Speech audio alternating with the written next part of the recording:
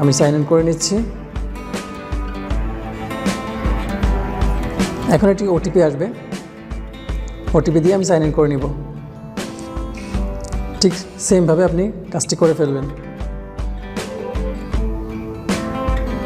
ওকে, আচ্ছা, এখন আপনি দেখছেন অ্যাকাউন্টে এই মুহূর্তে আমাদের 1351 টাকা আছে। এখন আমরা আমাদের ডলার কার্ডে টাকাটি ইনভেস্ট করব।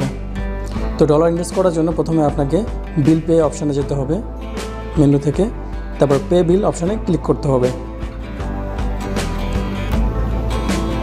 পে বিলে আসার পরে আপনাকে বিল টাইপ সিলেক্ট করতে হবে এখান থেকে কার্ড পেমেন্ট।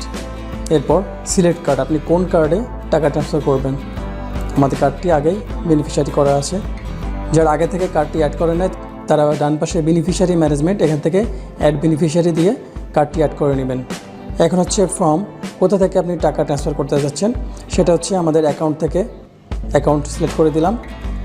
আমরা কত টাকা ট্রান্সফার করব কার্ডে দিয়ে দিচ্ছি 1300 টাকা। ন্যারেশন ফর এন্ডোর্সমেন্ট, ন্যারেশন আপনি যে কোনো কিছু দিতে পারেন, কোনো সমস্যা নাই। এখন ওটিপি চ্যানেল সিলেক্ট করতে হবে। ওটিপি নিতে পারেন SMS, ইমেইল বা ইবিএল অ্যাক্সেসের মাধ্যমে। আমি SMS-এর মাধ্যমে নিব। SMS সিলেক্ট করে দিয়ে ডান পাশে আছে নেক্সট। এখন আপনি কি করতে চাচ্ছেন সেই ইনফরমেশনগুলো এখানে আছে।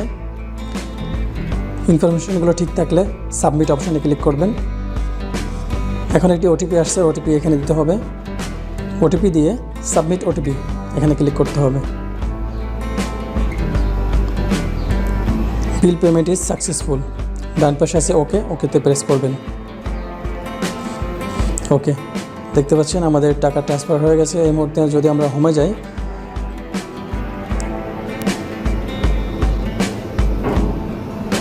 আমাদের টাকা ট্রান্সফার হয়ে গেছে। এখন আমরা আমাদের কার্ডটি সাইন ইন করে দেখব টাকা চলে আসছে কিনা। আমরা ইবিএল স্কাই ব্যাংকিং অ্যাপসে যাচ্ছি।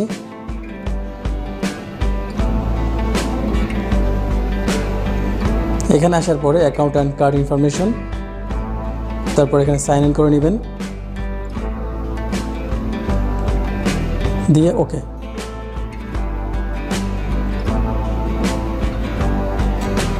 এখন প্রিপেড কার্ডে সিলেক্ট করতে হবে, তারপর কার্ডটি সিলেক্ট করতে হবে। দেখতে পাচ্ছেন অল্প কিছু সময়ের মধ্যে আমাদের টাকা ডলারে কনভার্ট হয়ে গেছে। তো বন্ধুরা, ছুটির দিনে বা আপনাদের যে কোনো প্রয়োজনে ইনস্ট্যান্টলি আপনি টাকা বিকাশ থেকে ব্যাংকে আর ব্যাংক থেকে আপনার যে কোনো কার্ডে টাকা ট্রান্সফার করতে পারবেন খুব সহজেই।